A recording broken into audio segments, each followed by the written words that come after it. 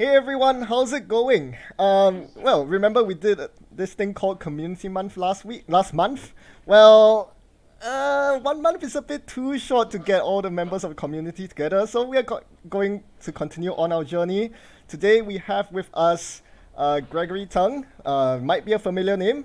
Those of you who recognize the name would probably know that he's the runner-up from Worlds last year. Hi Greg, how are you doing? I'm doing great. Howdy, folks. Hi, Internet. I don't think this is your internet debut. I'm sure you've gained a lot of popularity with your signature heartbeat, Haley. That was something. Absolutely. Oh I'm glad I man. got to show it off at on stream at least once.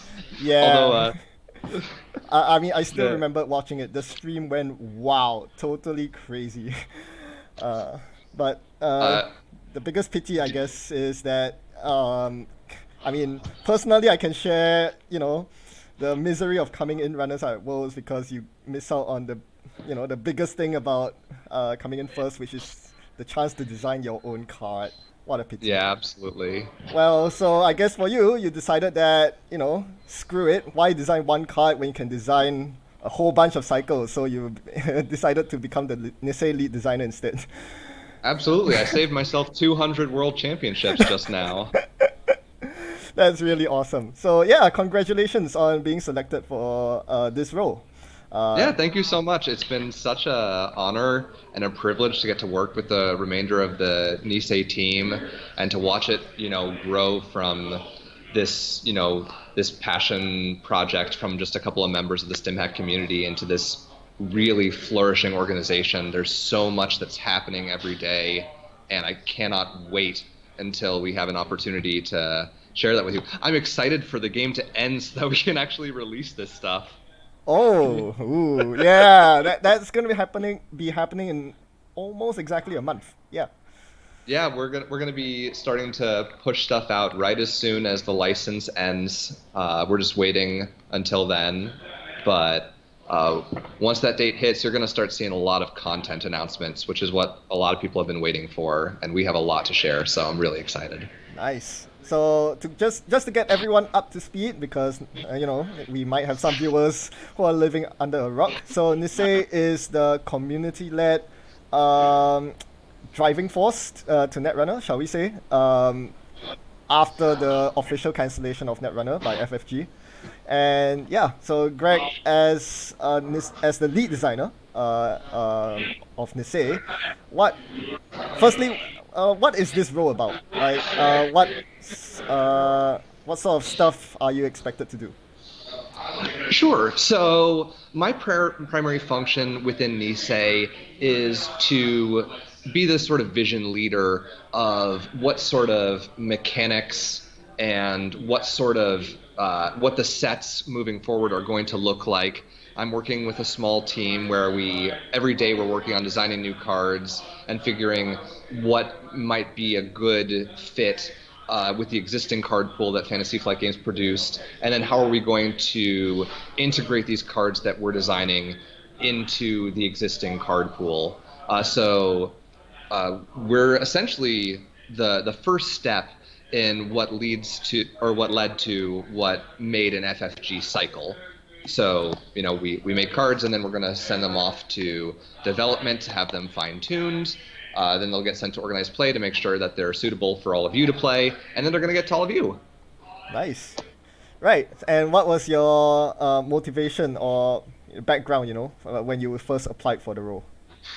So I was actually encouraged to apply for the position from some very dear friends in the StimHack community. Um, we've had a lot of discussion in the past about card design in general. I've had some really great discussions with other people who have worked in the board game design community that were interested in me applying, and some other people who I've just really enjoyed playing games with. And something that a lot of people don't know about me personally is that I did design a set right after Worlds 2017 just for fun. Ah. Yeah, I did it just because I was really I was thinking about what would have happened if I had won, what I would have made, and I had a lot of ideas. So I thought it just might be a fun way to, pass time if I'm bored at work or something. And I ended up completing a whole set, and it was such a gratifying experience just to flex those creative muscles. So when I heard that there was a available position to do design work in Netrunner and that people wanted me to, I was overjoyed. And so I applied, and the team liked the vision that I had for the future of the game. They liked the designs that I had sent out to them, and I got it. Yeah, naturally, I think that yeah, you're a very good fit for that in that case. Well, by any chance, can we see those cards that you designed? Did you post them on Reddit or something? So I did not, but I'm happy to discuss them. I did. I believe I gave a small spoiler in one of the NISEI articles. The runner Yes. card that I submitted was it was called Moshing. It was an Anarch run event. It was designed prior to the dominance of Zero Clan Vengeance. So Hey. its reception could have been a little bit better in the community, but people were still really excited about it. And my goal was to create a card that got you really thinking a lot with not very much text. Uh, Yes. I'm a firm believer that gaining credits, drawing cards, and making runs are the most exciting things that happen in Netrunner. And you can do some really simple stuff that's really exciting. I mean, look at how much fun it is to play a deck like the Comrades Valencia that's been around for the last year, right? You're having so much fun, and you're just playing with card draw and econ, and there's not much crazy things happening. But the lines of play you see in high level is so out of this world. It's amazing. Anyways, so we're talking about moshing. Moshing was an X-cost Anarch run event, so you could put as many credits as you want into that event. And as an additional cost to play moshing, you do have to suffer X, I believe it was meat damage. You can't prevent that because it's a cost. And then what moshing does is you're going to draw X cards and then install one card from your hand with an install cost of X or less, ignoring that cost. So hopefully you're going to be remunerated somewhat for the amount of credits you put into moshing. But because you're taking random discards prior to drawing the cards, you're not necessarily guaranteed to get what you're hoping to install from that experience. So there's this really interesting risk-reward play with moshing of how much am I willing to sink into this card? Can I even afford to do so with the credit total and the number of cards in my hand? But in the best case scenario, you're drawing through a lot of your deck. You might get to install something like a daily casts or a paper clip for free, so you're not even losing credits in this interaction. So is this card good or is it bad? It doesn't have much text on it, but I heard people saying the card was broken. I think Abram Jopp gave it a 2 out of 10 in terms of competitive viability.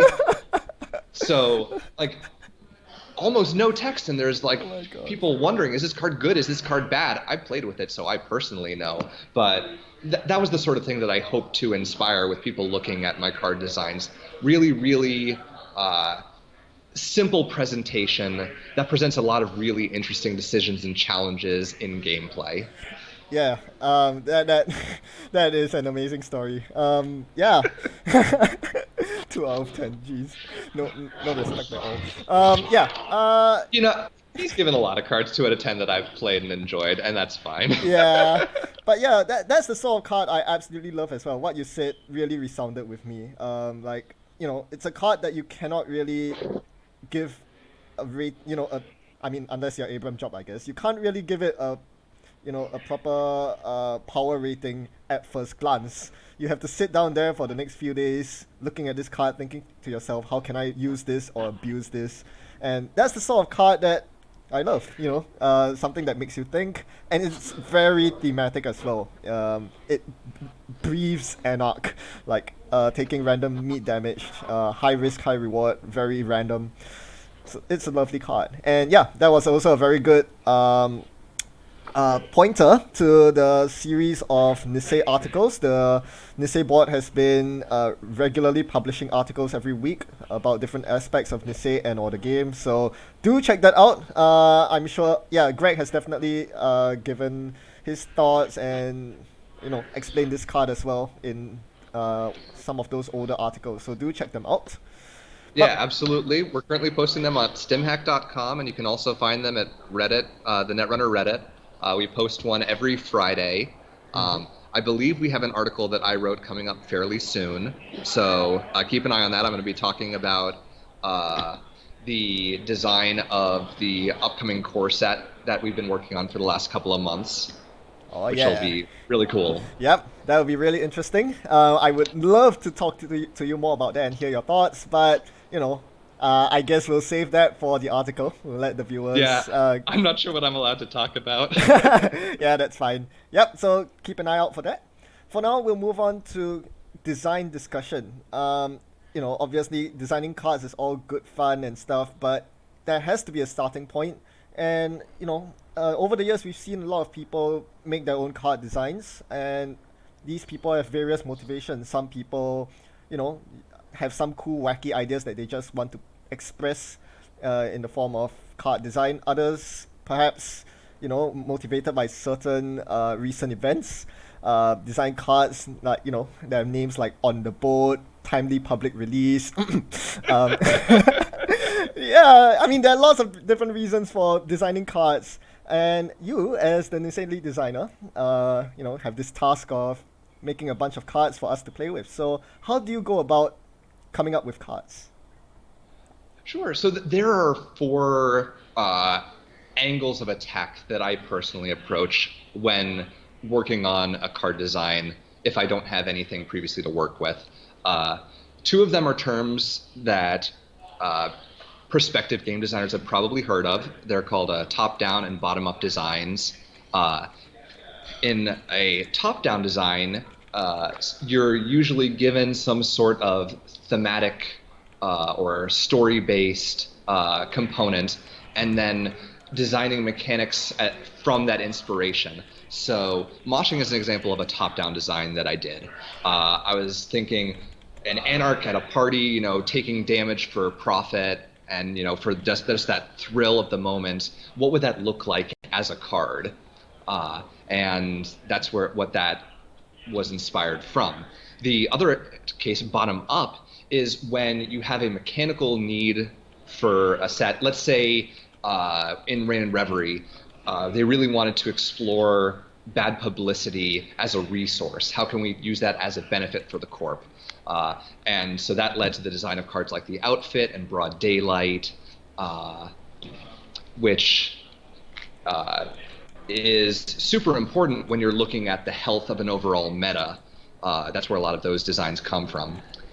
For me, the other two that I like to explore right now, because I'm still learning a lot myself, I will either look at something that has been done repeatedly by Fantasy Flight Games designers previously, or something that is totally been avoided by Fantasy Flight game designers, and then I'll try and design a card based off of that.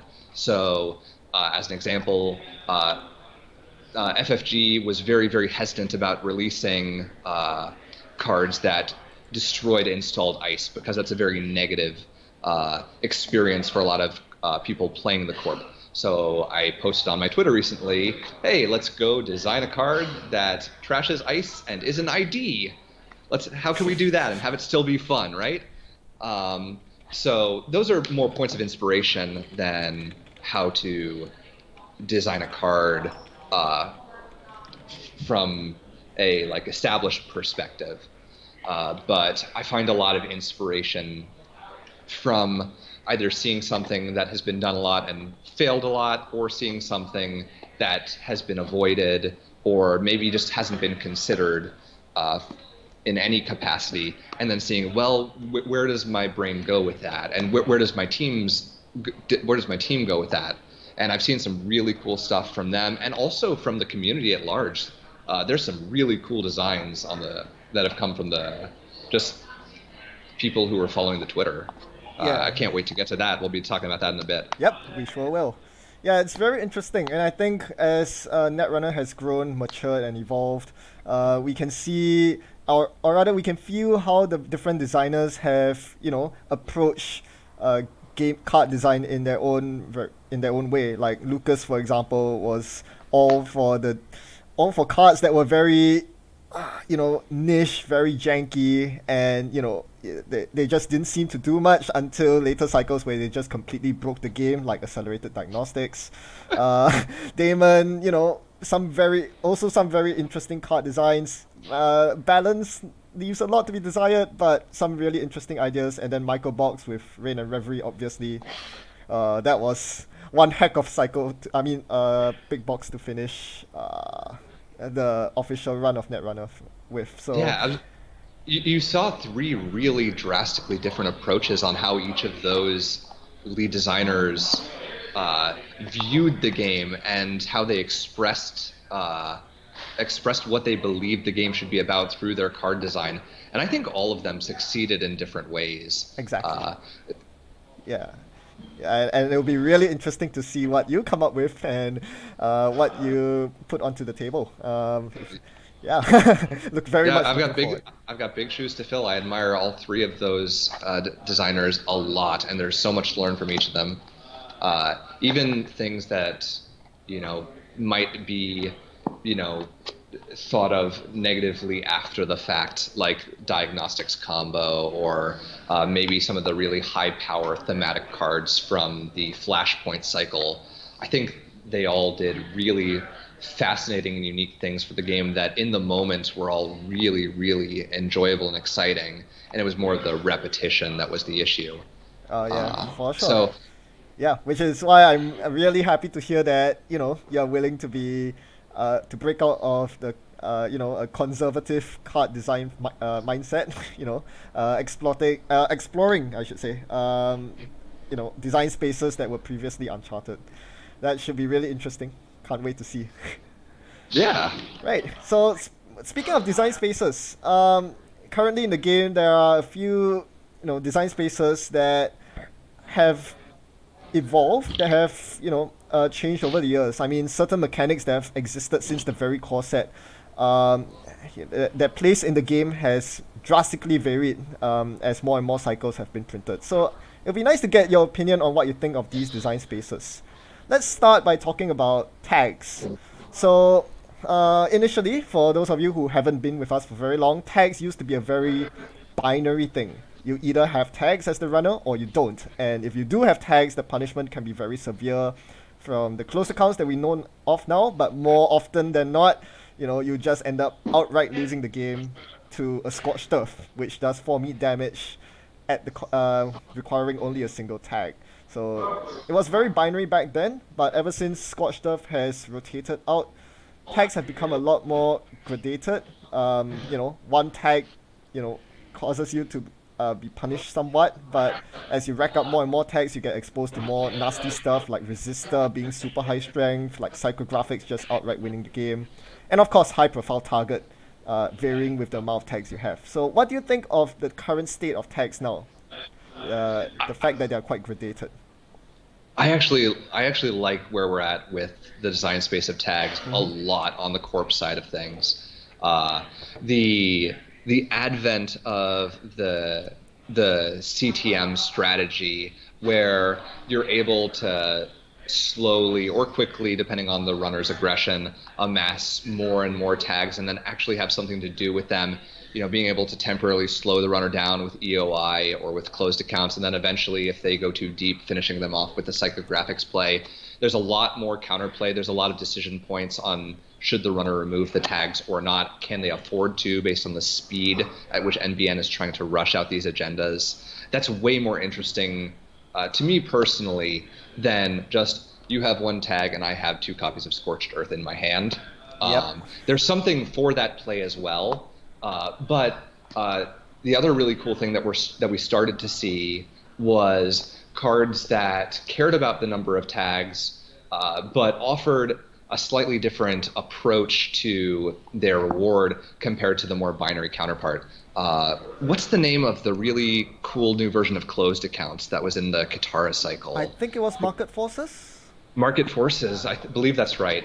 That card, wow, what a card. I didn't think it would be very powerful when I first saw it, because closed accounts, that's been a staple for so long.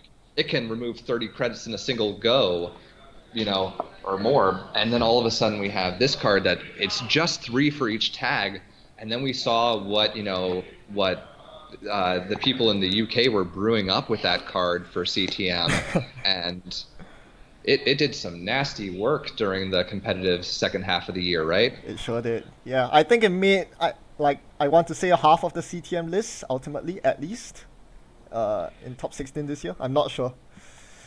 Yeah, I believe that. Yeah. And the fact is, which card is better, it depends on what people are playing at the time. And that's another really cool thing. Something I'd love to see more of in Netrunner is, since we have a lot of hidden information as a component of the game naturally, having deck slots where there isn't necessarily a correct answer, just one that might be more based on personal play style or based on meta predictive elements, is really, really interesting. I think it leads to more format diversity, and stuff like market forces versus closed accounts is a really good example of that, I think. Yep, I totally agree. And also, I think we looked a lot at tag punishment cards, but let's not forget the cards that tag the runners themselves. I think mid-season replacements rotating from the old cycles was a huge deal. That card suppressed tag design in a lot of ways. You can just be completely inundated with tags, and that's pretty awful to deal with. Whereas right now, you need to be tagged with multiple cards. Like hard hitting news gives you an upper limit of 4 tags. That is reasonable to remove. It's really the combination of hard hitting news with other cards like CTM, Data Raven, that really fork this runner into an interesting decision of whether they go tag me or whether they suck up the tempo costs of removing tags. And that's something I appreciate. Absolutely. Now, interestingly, the thing with tags is that there's a dynamic to it as well, because on the runner side, you also have strategies that revolve around tags. I mean, we've seen tag removal, Liza, and Citadel Sanctuary tracing decks, but I think what interests me the most is when you take these decks to the extreme and go completely tag me, embracing tags 100%. So what do you think about tag me runners' place in the game? Because right now, the way I see it is tag me runners are now the new binary, where your win rate is very binary in the sense that it depends on the matchup. If your opponent's running high profile target, you auto lose, and if you don't, well, you have a pretty good chance of winning. What do you think of the existence of tag me runners? So high profile target is an example of a card that I personally have trepidations towards. I understand why that card exists the way that it does right now, especially given how incredibly powerful the Mars cycle cards, the Red Sand cycle cards were on the runner side, like Obelisk from Flashpoint, and then Mars for Martians and Counter Surveillance from Red Sand were such a potent and consistent and fast engine to access the entirety of a single central server that you needed an appropriate punishment to stop that. The problem that I have with high profile target, which is a card that I dislike the design of, is that it's going to inhibit more interesting tag me strategies for years to come unless action's taken against it. And ideally action's never taken against a card, right? Yeah. So I thought we saw some really interesting decks at Worlds this year that went tag me. Did you follow any of the Liza decks that were being played at Worlds after the banning of Mars for Martians? Not really. Unfortunately, I don't think any of them made the top 16 stream. Oh yeah. So so I didn't get to see them. Austin Mills, who is the organized play director for Project NISEI, managed to make the top 16 with Liza, with the Tag Me Liza.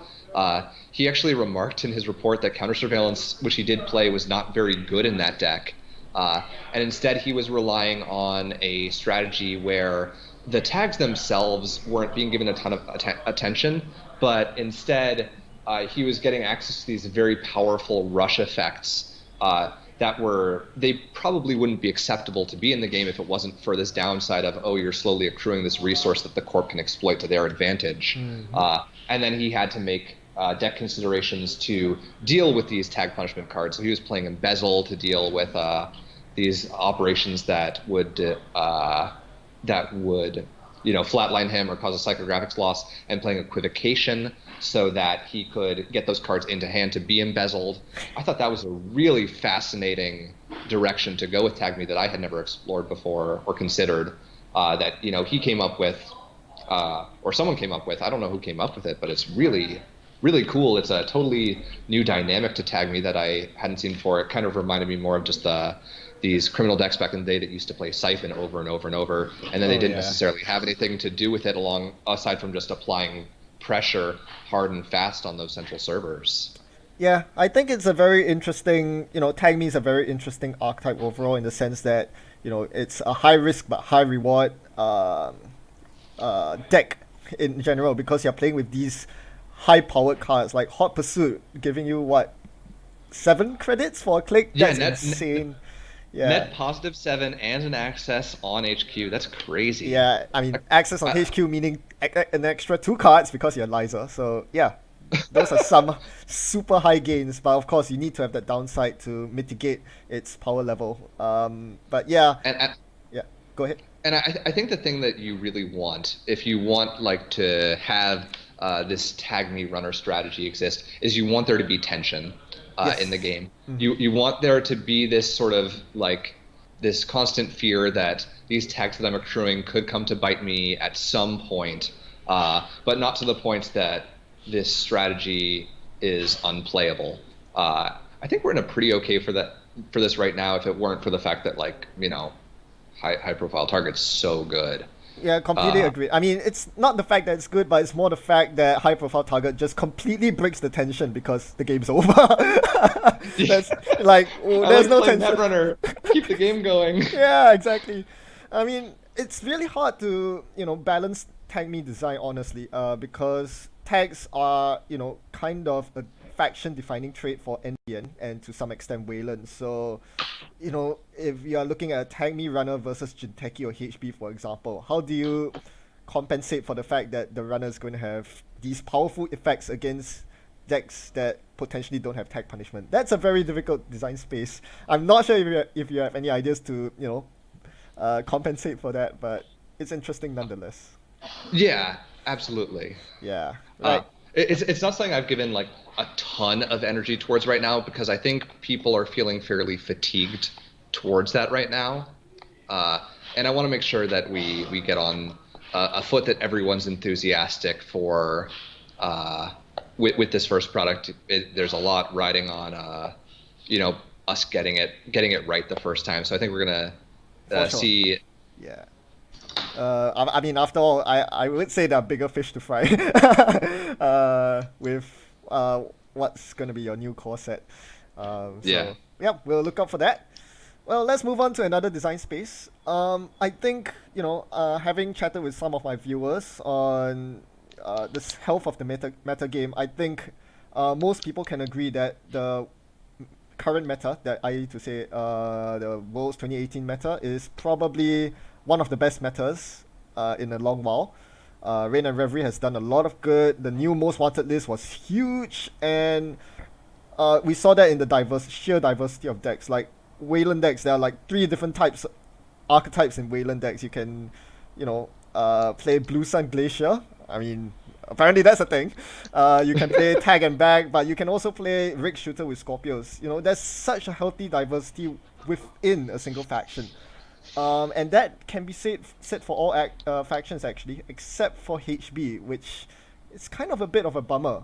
Ever since Cerebral Imaging was banned, thereby basically killing any sort of HB combo deck for the most part. Most HB decks are just very vanilla. I mean, HB has always been a very vanilla faction, but after so many cycles and big boxes, nothing has really changed.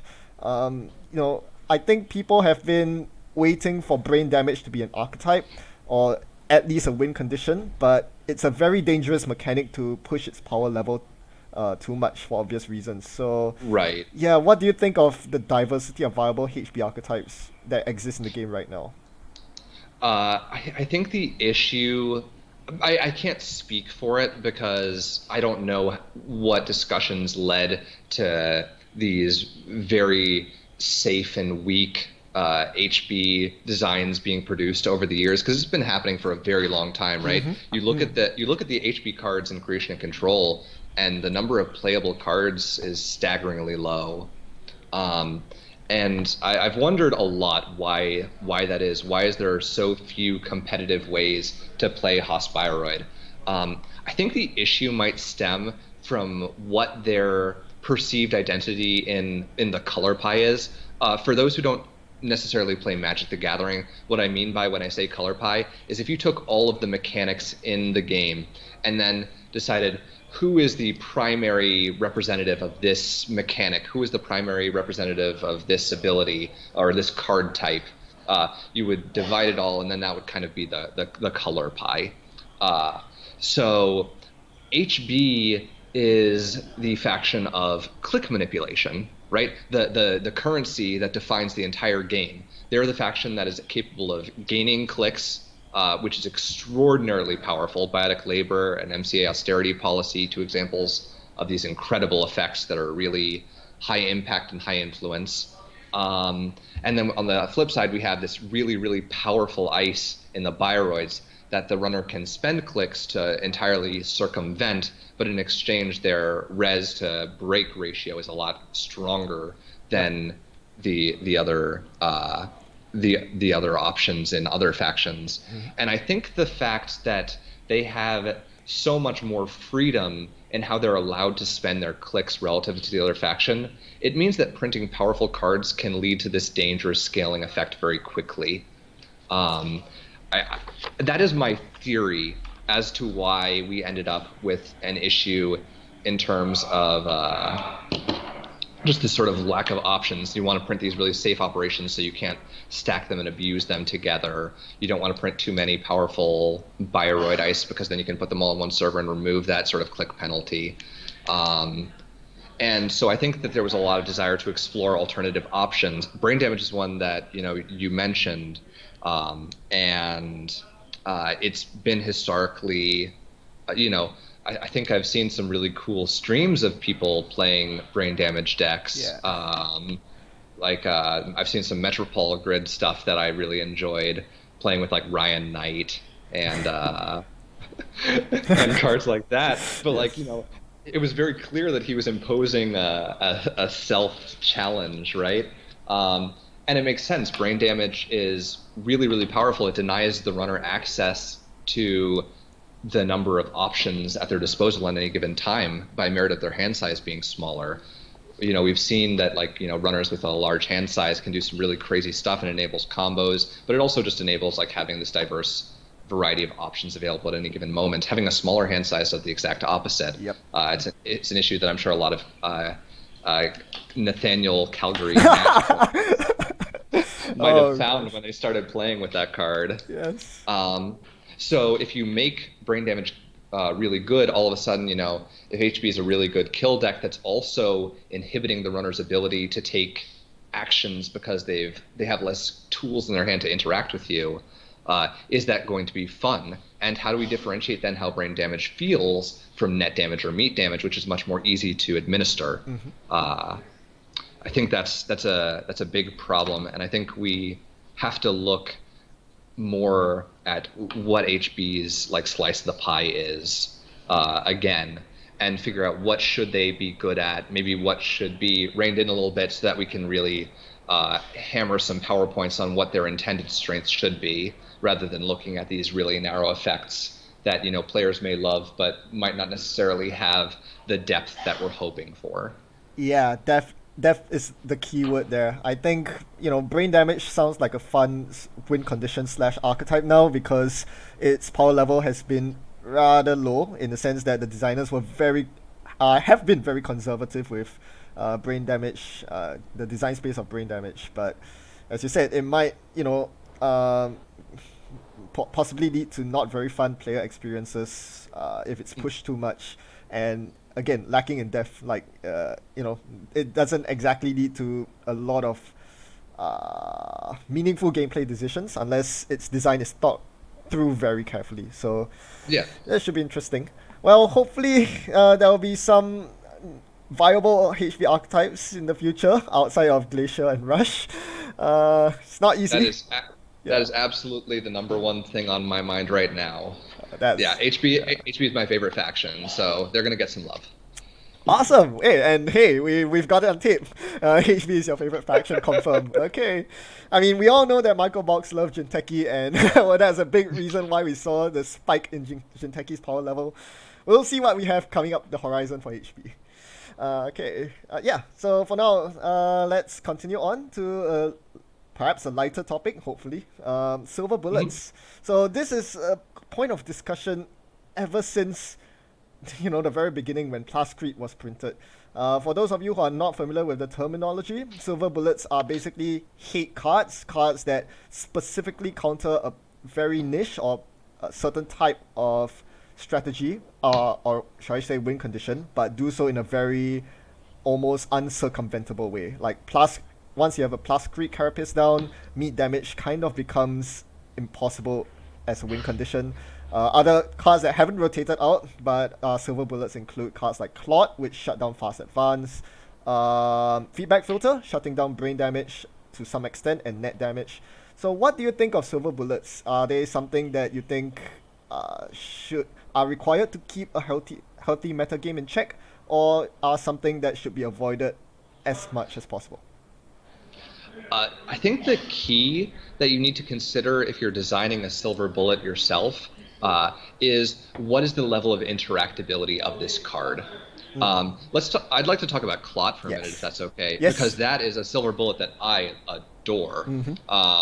So it is a very important tool. Arguably, there aren't enough tools to interact with fast advance in the game right now. And Clot is a means of tempering that.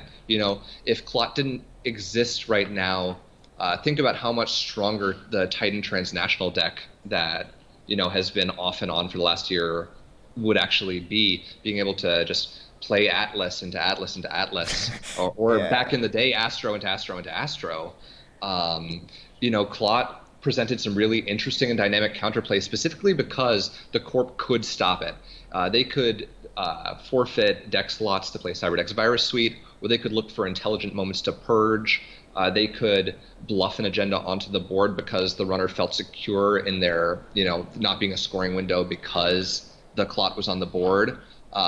It was a card that didn't stop Fast Advance from being able to exist and win by merit of the Corp being able to interact with that card in a way that was healthy within the game's rule set. So that's, I think, an example of a silver bullet done right. You really want there to be some form of interaction, some sort of dynamic and interplay, across the table. Yes, I fully, completely agree with that. To put it another way, Clot is a wonderful card because no matter what fast advanced deck you're playing, if you ever run against a runner with Clot, you still have options because you have your basic action card, which is what every single Corp has. You can purge the purge actions on the basic action card. You can install advance to bluff the Clot because, installing and advancing is a basic action. You don't have to pack hate cards specifically yourself just to counter Clot like Cyberdecks. Sure, it'll make things easier, but the fact that you can still outplay your opponent during the gameplay phase, I think that's very important. And yeah, I fully agree with you in that analysis. Yeah. So the just really quick, the flip side to that is, it's very frustrating if you have a really interesting and cool deck and your opponent plays a feedback filter and all of a sudden your deck doesn't work. And there's no way to interact with that. It's hardware. Hardware is the hardest subtype or type in the game for the Corp to interact with currently. If you're a prospective designer and you're interested in designing a silver bullet card for any game, consider what the level of interaction between the players are. And I think that's going to determine how well received that card is going to be. Yeah, very wise words. Okay, that's really cool to hear. Now, before we move on, are there any other design spaces you'd like to talk about? I just have these three tags: brain damage and silver bullets. Anything else you want to add? Oh, my brain is just swimming with ideas right now. Uh, there's nothing in particular that I am particularly interested in discussing. I guess the one sort of thing I'll mention really briefly is I'm a big fan of the basic action card, and I'm a big fan of clicks as a currency, as a resource, the main resource in the game that you play with. I'm going to be thinking a lot over the next, half year at least about clicks, not necessarily like gaining clicks, but the way in which clicks are spent and used, and seeing what fun things we can do with that down the road. So that's an area of design space that I want to explore more personally. Yeah. Over the next couple of months. That is very interesting design space. It's also a very dangerous design space. It absolutely is. Yes. And hopefully my reputation as a player who has designed a lot of competitive combo decks. I came up with the Brain Rewiring deck that won without Show of Force for Worlds 2017. Did you? Nice. Yeah, I mean, people came up with the Brain Rewiring deck, but I decided to remove Show of Force entirely. You used and that. it worked What's out that? really well. Contract Killer, was it? I used Contract Killer, yes, Nice. It allowed me to do a fast advance alternate win plan that was very consistent. I also came up with the Origami Cabanesa Wu combo deck that was people were very scared of during the store championship season. I'm really familiar with competitive combos, and I see those very quickly. I'm going to be very focused on keeping that from being powerful, because I know that that's something that players are not interested in right now, and I'm hoping that my skills as a combo player will help me catch those and stop that from happening before it ever reaches the development phase. All right, all you viewers, you heard it right here. This guy knows what he's talking about. I mean, not just his, his background as a competitive min-max in terms of, trying to push the limits of decks that you can build, but also, having the history, having seen how the game has shaped out based on designs. If you were one of those Netrunner players that got turned off by the asset spam meta of Mumbat cycle, or the combo phase where everyone was playing Diagnostic Shutdown or Brain Rewiring CI decks, well, this guy will try his best to make sure it won't happen again, and he knows his stuff. So, if a degenerate strategy reemerges, it's going to be because it's now doing so in an interactive and interesting way, and hopefully it won't happen, at all. Hopefully you're going to love everything that you're seeing. Yeah, that's very promising to hear. That's lovely stuff. Right, before we end off, just one last quick question. I heard some people do not like Scarcity of Resources as a card. Some people think it's a bullshit card. Some people think it's not fun. Other people think that, you shouldn't win a world championship just because you have one copy of it in your deck. Would you ban Scarcity of Resources as a designer? Oh, you opened a painful wound right there. I'm sorry. I feel like that 1x scarcity for me is like that 1 NAPD contract for you, right? Oh, no, don't do that. I'm not a huge fan of binary Punisher mechanics. I'm not a huge fan of the current mechanic in general, even though it offers some really cool concepts. So I don't personally love the idea of Scarcity of Resources being banned, but I could see through some very clever MWL applications it being a positive for the game. I'm not totally sure. I haven't put a ton of thought into it, and there's a lot of ramifications for any one card being banned or not. Not the most fun answer, but at least I'm honest. Yeah, I definitely appreciate your honesty there. We'll see how it shapes up. I also am not the biggest fan of the current mechanic, and it will be interesting to see how you deal with it. Right. So that's all for card design discussion. Tune in next time when we head into discussion about Greg's crowdsourced designs on Twitter. So we'll see what the community has come up with, and we'll talk more about some awesome card designs. But for now, we'll see you next time. Thanks, Greg. Absolutely. Thanks for having me. Right. See ya.